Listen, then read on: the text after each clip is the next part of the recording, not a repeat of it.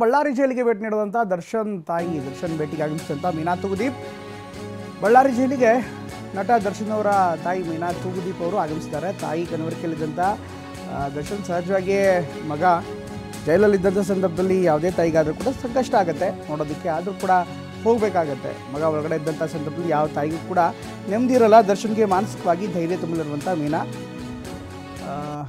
ದರ್ಶನ್ ಅಕ್ಕ ಭಾವ ಮಕ್ಕಳು ಕೂಡ ಜೈಲಿಗೆ ಭೇಟಿಯನ್ನು ಕೊಡ್ತಾರೆ. ಸ್ವೀಟ್ಸ್, ಊಟದ ಬಾಕ್ಸ್, ಹಣ್ಣು ತಂದಿರುವಂಥ ತಾಯಿ ಸಹಜವಾಗಿ ತಾಯಿ ಬರ್ತಾರೆ ಅಂದರೆ ಒಂದೇ ಮಗನನ್ನು ನೋಡುವಂಥ ಸಂದರ್ಭದಲ್ಲಿ ಸಹಜವಾಗಿ ಮನೆ ಊಟ ಸೇರಿದಂತೆ ಅಗತ್ಯ ವಸ್ತುಗಳನ್ನು ತಂದಿರ್ತಾರೆ.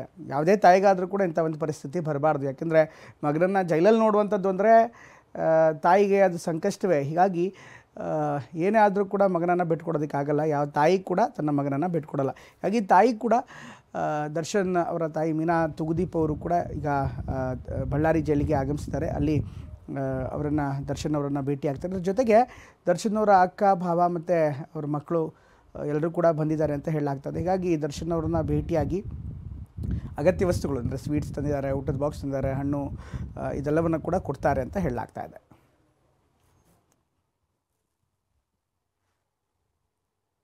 ದೃಶ್ಯಗಳಲ್ಲಿ ನೋಡ್ತಾ ಇದ್ದಾರೆ. ಈಗ ತಾನೇ ದರ್ಶನ್ ಅವರ ತಾಯಿ ಮೀನಾ ತೂಗುದೀಪ್ ಅವರು ಬಳ್ಳಾರಿ ಜೈಲಿಗೆ ಆಗಮಿಸಿದ್ದಾರೆ. ಜೈಲಲ್ಲಿ ಅಲ್ಲಿ ಪ್ರಮುಖ ಸ್ಥಳ ಆಗಿರುತ್ತೆ. ಅಂದರೆ ಖಾಸಗಿಯಾಗಿ ಭೇಟಿ ಆಗೋದಕ್ಕೆ, ಅಂದರೆ ವಿಚಾರಣಾಧೀನ ಕೈದಿ ಮತ್ತು ಅವರ ಸಂಬಂಧಿಕರು ಭೇಟಿ ಆಗೋದಕ್ಕೆ ಒಂದು ಪ್ರತ್ಯೇಕವಾದಂಥ ಸ್ಥಳ ಕೂಡ ನಿಗದಿ ಆಗುತ್ತೆ. ಆ ಸ್ಥಳಕ್ಕೆ ತೆರಳಿ ಇವರು ಮಾತನಾಡ್ತಾರೆ.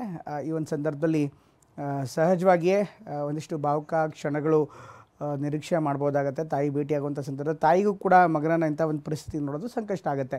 ನೋಡ್ತಾ ಇದ್ದೀರಾ, ಆ ಬಾಕ್ಸ್ ಇದೆ. ಇನ್ಫ್ಯಾಕ್ಟ್ ಆ ಬ್ಯಾಗಲ್ಲಿ ಸ್ವೀಟ್ ಇರ್ಬೋದು, ಅದೇ ರೀತಿ ಮನೆ ಊಟ ಇರ್ಬೋದು, ಇದೆಲ್ಲವನ್ನು ಕೂಡ ತಂದಿದ್ದಾರೆ. ಈ ಒಂದು ಸಂದರ್ಭದಲ್ಲಿ ಅವರು ಮನೆಯಿಂದ ಏನು ತಂದಿದ್ರು ಅದನ್ನು ದರ್ಶನ್ ಅವರಿಗೆ ಕೊಡುವಂಥ ಸಾಧ್ಯತೆ ಇದೆ. ಈ ಬಗ್ಗೆ ಇನ್ನಷ್ಟು ಹೆಚ್ಚಿನ ಮಾಹಿತಿಯನ್ನು ನೀಡ್ತಾರೆ ನಮ್ಮ ಬಳ್ಳಾರಿ ಪ್ರತಿನಿಧಿ ವಿನಾಯಕ್. ಈಗ ತಾನೇ ಮೀನಾ ತೂಗುದೀಪ್ ಅವರು ಅಲ್ಲಿ ಆಗಮಿಸಿದ್ದಾರೆ. ಬರುವಂಥ ಸಂದರ್ಭದಲ್ಲಿ ಕೆಲವೊಂದಿಷ್ಟು ಸ್ವೀಟ್ಸು, ಊಟದ ಬಾಕ್ಸ್ ಎಲ್ಲ ತಂದಿದ್ದಾರೆ ಅಂತ ಮಾಹಿತಿ ಲಭ್ಯವಾಗ್ತಾ ಇದೆ. ಈಗ ತಾನೇ ಒಳಗಡೆ ಹೋದ್ರೆ ಅಂದರೆ ಒಳಗಡೆ ಜೈಲ್ ಒಳಗಡೆ ತೆರಳಿದ್ದಾರೆ ಅಂತ ಅನ್ಸತ್ತೀಗ. ಈಗ ಬಳ್ಳಾರಿ ಸೆಂಟ್ರಲ್ ಜೈಲಿಗೆ ನಟ ದರ್ಶನ್ ಶಿಫ್ಟ್ ಆಗಿ ಇವತ್ತಿಗೆ ಸುಮಾರು 23 ದಿನಗಳು ಕಳೀತಾ ಬಂತು. ಆಗಿಂದ ಕೂಡ ನಿರಂತರವಾಗಿ ಮೀನಾ ಅಂದ್ರೆ ವಿಜಯಲಕ್ಷ್ಮಿ ಅವರು ಕೂಡ ಭೇಟಿ ನೀಡಿದಾಗ ಪ್ರತಿ ಬಾರಿ ಕೂಡ ತಾಯಿಯನ್ನ ನೆನಪು ಮಾಡ್ಕೊಳ್ತಾ ಇದ್ರು, ಅವ್ರ ಬಗ್ಗೆ ಕೇಳ್ತಾ ಇದ್ರು. ಹೀಗಾಗಿ ಕೊನೆಗೆ ಇವತ್ತು ಮೀನಾ ತೂಗುದೀಪ್ ಅವರು ತಮ್ಮ ಮಗನ ದರ್ಶನ್ ಅವ್ರನ್ನ ನೋಡ್ಲಿಕ್ಕೆ ಈಗ ಬಳ್ಳಾರಿ ಸೆಂಟ್ರಲ್ ಜೈಲಿಗೆ ಬಂದಿರುವಂತದ್ದು. ಬರುವಾಗ ಸಾಮಾನ್ಯವಾಗಿ ಯಾವ ರೀತಿ ಜೈಲಿನ ಪ್ರೊಸೀಜರ್ ಇರುತ್ತೆ ಅದೇ ಪ್ರಕಾರವಾಗಿ ಸೆಂಟ್ರಲ್ ಜೈಲಿಗೆ ಎಂಟ್ರಿ ಆದ ತಕ್ಷಣ ಅವ್ರದ್ದು ಇರತಕ್ಕಂತ ಬ್ಯಾಗ್ಗಳನ್ನ ಸಂಪೂರ್ಣವಾಗಿ ಪರಿಶೀಲನೆ ಮಾಡಿದ್ದಾರೆ. ಪರಿಶೀಲನೆ ಮಾಡಿದಲ್ಲಿ ಮಗನಿಗೋಸ್ಕರ ಊಟದ ಬಾಕ್ಸ್ ಅನ್ನ ತಂದಿರುವಂತದ್ದು ಮತ್ತು ಕೆಲವೊಂದಿಷ್ಟು ಸ್ವೀಟ್ ಗಳನ್ನ ತಂದಿರುವಂತದ್ದು. ಯಾಕಂದ್ರೆ ಈಗ ದರ್ಶನ್ ಅವರು ಗಣಪತಿ ಹಬ್ಬವನ್ನ ಮಿಸ್ ಮಾಡ್ಕೊಂಡಿದ್ದಾರೆ. ಅದರಲ್ಲೂ ಕೂಡ ಪ್ರಮುಖವಾಗಿ ಬಳ್ಳಾರಿ ಸೆಂಟ್ರಲ್ ಜೈಲಲ್ಲಿ ಕೂಡ ಅವರಿಗೆ ಹೈ ಸೆಕ್ಯೂರಿಟಿ ಸೆಲ್ ನಲ್ಲಿ ಇದ್ದರಿಂದಾಗಿ ಬಳ್ಳಾರಿ ಸೆಂಟರ್ ಒಳಭಾಗದಲ್ಲಿ ಗಣಪತಿ ಮೂರ್ತಿ ಅಂಟು ಹಬ್ಬ ಕೂಡ ಆಚರಣೆ ಮಾಡಿದ್ರು. ಆದ್ರೆ ಅವರಿಗೆ ದರ್ಶನದ ಭಾಗ್ಯ ಇರಲಿಲ್ಲ. ಯಾಕಂದ್ರೆ ಆ ಶೆಲ್ ಇಂದ ಇಲ್ಲಿ ಕರೆತರಕ್ಕೆ ಆಗಲ್ಲ ಅನ್ನೋ ದೃಷ್ಟಿಯಿಂದ ಕೂಡ ಅವರಿಗೆ ದರ್ಶನದ ಬಗ್ಗೆ ಕೊಟ್ಟಿರಲ್ಲ. ಹೀಗಾಗಿ ಅದೆಲ್ಲವನ್ನು ಮನಗಂಡಿರತಕ್ಕಂತಹ ಮೀನಾ ತೂಗುದೀಪ್ ಅವರು ಸಂಪೂರ್ಣವಾಗಿ ಅವರಿಗೆ ಬೇಕಾಗಿರ್ತಕ್ಕಂಥ ಸ್ವೀಟ್ ಗಳಾಗಿರ್ಬೋದು ಮತ್ತು ಮಧ್ಯಾಹ್ನದ ಊಟದ ಬಾಕ್ಸ್ ಆಗಿರ್ಬೋದು ಎಲ್ಲವನ್ನು ತೆಗೆದುಕೊಂಡು ಬಂದಿದ್ದಾರೆ. ಪ್ರಸ್ತುತವಾಗಿ ಎಲ್ಲವನ್ನು ಕೂಡ ಸಂಪೂರ್ಣವಾಗಿ ಪರಿಶೀಲನೆ ಮಾಡಬೇಕಾಗಿ ಒಳಗಡೆ ಬಿಟ್ಟಿದ್ದಾರೆ. ಅಂದ್ರೆ ಪ್ರಮುಖವಾಗಿ ಮೀನಾ ತೂಗುದೀಪ್ ಅವರಿಗೆ ಜೊತೆಗೆ ಅವರ ಮಗಳು ಮತ್ತು ದರ್ಶನ್ ಅವರ ಭಾವ ಮತ್ತು ಇಬ್ರು ಅಳಿಯಂದ್ರು ಕೂಡ ಬಂದಿದ್ದಾರೆ. ಅವರನ್ನು ಕೂಡ ದರ್ಶನ್ ಒಳಭಾಗದಲ್ಲಿ ಬಿಟ್ಟಿದ್ದಾರೆ. ಹೈ ಸೆಕ್ಯೂರಿಟಿ ಮೂಲಕ ಈಗ ದರ್ಶನ್ ಅವರು ಕೂಡ ಜೈಲು ಸಂದರ್ಶಕ ಕೊಠಡಿಗೆ ಬರ್ತಾರೆ. ಜೈಲು ಸಂದರ್ಶಕ ಕೊಠಡಿಯಲ್ಲಿ ನಿರಂತರವಾಗಿ 30 ನಿಮಿಷಗಳ ಕಾಲ ಮಾತನಾಡ್ತಾರೆ. ಅಂದ್ರೆ ಪ್ರಮುಖವಾಗಿ ಈಗ ಸುಮಾರು 100 ದಿನಗಳ ಮೇಲಾಯ್ತು ದರ್ಶನ್ ಅವರು ಬಳ್ಳಾರಿ ಅಂದ್ರೆ ಜೈಲಿಗೆ ಶಿಫ್ಟ್ ಆಗಿ ರೇಣುಕಾಸ್ವಾಮಿ ಕೊಲೆ ಪ್ರಕರಣದಲ್ಲಿ ಜೈಲು ಶಿಫ್ಟ್ ಆಗಿ 100 ದಿನ ಕಳೀತಾ ಬಂತು. ಹೀಗಾಗಿ 100 ದಿನಗಳು ಸಾಕಷ್ಟು ಮೀನಾ ತೂಗುದೀಪ್ ಅವರು ದರ್ಶನ್ ಅವರನ್ನ ಮಿಸ್ ಮಾಡ್ಕೊಂಡಿದ್ದಾರೆ.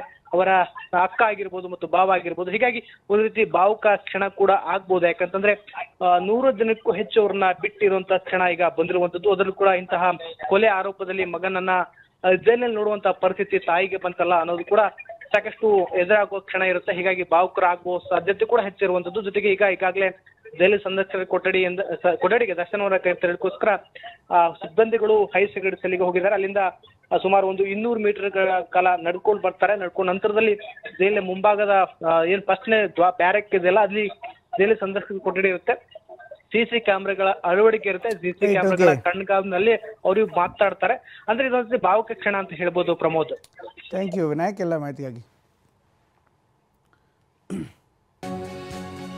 ಇನ್ನು ಬೆಂಗಳೂರಿನಲ್ಲಿ ಸ್ಯಾನಿಟರಿ ತ್ಯಾಜ್ಯ ವಿಲೇವಾರಿ ಮಾಫಿಯಾ ಒಂದು ಕಡೆಗಾದರೆ ಅದಕ್ಕಿಂತ ಬಳ್ಳಾರಿ ಜೈಲಿನಲ್ಲಿ ಇನ್ನು ಕೇಳಿದ್ದನ್ನು ಕೊಡದ ಜೈಲಧಿಕಾರಿಗಳ ವಿರುದ್ಧ ಈಗ ದರ್ಶನ್ ಗರಂ ಆಗಿದ್ದಾರೆ ಅಂತ ಮಾಹಿತಿ ಕೂಡ ಲಭ್ಯವಾಗ್ತಾ ಇದೆ. ತಲೆದಿಂಬು, ಬೆಡ್ಶೀಟ್, ಚೇರ್ಗೆ ಬೇಡಿಕೆ ಇಟ್ಟಂಥ ದರ್ಶನ್, ಆದರೆ ಇದನ್ನು ಸ್ವೀಕಾರ ಮಾಡಲಿಲ್ಲ. ಆರೋಪಿ ದರ್ಶನ್ ಬೇಡಿಕೆಯನ್ನು ತಿರಸ್ಕರಿಸಿದಂಥ ಜೈಲಧಿಕಾರಿ ಕೆಲವೊಂದಿಷ್ಟು ಬೇಡಿಕೆಗಳನ್ನು ಇಟ್ಟಿದ್ರು. ಜೈಲಧಿಕಾರಿ ನಡೆ ಖಂಡಿಸಿ ದರ್ಶನ್ ಕುಟುಂಬ ಇವತ್ತು ದೂರು ಕೊಡುತ್ತೆ, ಅದರಲ್ಲೂ ಮಾನವ ಹಕ್ಕು ಆಯೋಗಕ್ಕೆ ದೂರು ಕೊಡುತ್ತೆ ಅಂತ ಹೇಳಲಾಗ್ತಾ ಇದೆ. ಮಾನವ ಹಕ್ಕು ಆಯೋಗಕ್ಕೆ ದೂರು ಕೊಟ್ಟು ಆನಂತರ ಮುಂದಿನ ಸೂಚನೆಯನ್ನು ಜೈಲಧಿಕಾರಿಗಳಿಗೆ ಕೊಡ್ಬೋದು ಅಂತ ಹೇಳಲಾಗ್ತಾ ಇದೆ. ಆದರೆ ಜೈಲಧಿಕಾರಿಗಳು ಹೇಳ್ತಾ ಇರುವಂಥದ್ದು ಕೇಳಿದ್ದೆಲ್ಲ ಕೊಡ್ತಾ ಇದ್ರೆ ಇದೇನು ರೆಸಾರ್ಟಾ, ಹೋಟೆಲ್ಲ, ಏನಿದು? ನೀವು ವಿಚಾರಣಾಧೀನ ಕೈದಿ ಥರ ಇರಬೇಕು. ನಿಮಗೆ ಸರ್ಜಿಕಲ್ ಚೇರ್ ಬೇಕು, ಟಿ ವಿ ಬೇಕು, ಬೆಡ್ ಬೇಕು, ತಲೆದಿಂಬು ಬೇಕು, ಮತ್ತೊಂದು ಬೇಕು, ಮಗದೊಂದು ಬೇಕು ಅಂತ ಹೇಳ್ತಾ ಇದ್ರೆ ಇದೆಷ್ಟು ಮಟ್ಟಿಗೆ ಕೊಡೋದಕ್ಕೆ ಸಾಧ್ಯ? ಜೈಲಲ್ಲಿ ಏನೇನು ವ್ಯವಸ್ಥೆ ಇದೆಯೋ ಅಷ್ಟೇ ವ್ಯವಸ್ಥೆಯನ್ನು ನಾವು ಕೊಡೋದಕ್ಕೆ ಸಾಧ್ಯ. ಹೆಚ್ಚಿನ ವ್ಯವಸ್ಥೆ ಬೇಕು ಅಂದರೆ ನೀವು ಕೋರ್ಟ್ನಿಂದ ಆದೇಶ ತೆಗೆದುಕೊಂಬನ್ನಿ ಅಂತ ನೇರವಾಗಿ ಜೈಲಾಧಿಕಾರಿಗಳು ಹೇಳ್ತಾ ಇದ್ದಾರೆ. ಆದರೆ ಇದಕ್ಕೆ ಸಂಬಂಧಪಟ್ಟಂತೆ ಅವರ ಕುಟುಂಬ, ಅಂದರೆ ದರ್ಶನ್ ಅವರ ಕುಟುಂಬಕ್ಕೆ ಸಿಟ್ಟಾಗ್ತಾ ಇದೆ. ನೀವು ಸರಿಯಾಗಿ ವ್ಯವಸ್ಥೆನ ಕಲ್ಪಿಸ್ತಾ ಇಲ್ಲ, ಪ್ರಮುಖವಾಗಿ ಇವರ ಆರೋಪಿ ಅಲ್ಲ, ಇನ್ಫ್ಯಾಕ್ಟ್ ಅಪರಾಧಿ ಅಲ್ಲ, ವಿಚಾರಣಾಧೀನ ಕೈದಿ ಅಷ್ಟೇ. ವಿಚಾರಣಾಧೀನ ಕೈದಿಗೆ ಕೊಡಬೇಕಾದಂಥ ಎಲ್ಲ ಸೌಲಭ್ಯಗಳನ್ನು ಪೂರಕವಾಗಿ ಕೊಡಿ ಅಂತ ಹೇಳ್ತಿದ್ದಾರೆ. ಇದಕ್ಕೆ ಸಂಬಂಧಪಟ್ಟಂತೆ ಈಗಾಗಲೇ ಮಾನವ ಹಕ್ಕು ಆಯೋಗಕ್ಕೆ ಕೂಡ ದೂರನ್ನು ಕೊಡುವಂಥ ಸಾಧ್ಯತೆ ಇದೆ ಅಂತ ಹೇಳಲಾಗ್ತಾ ಇದೆ.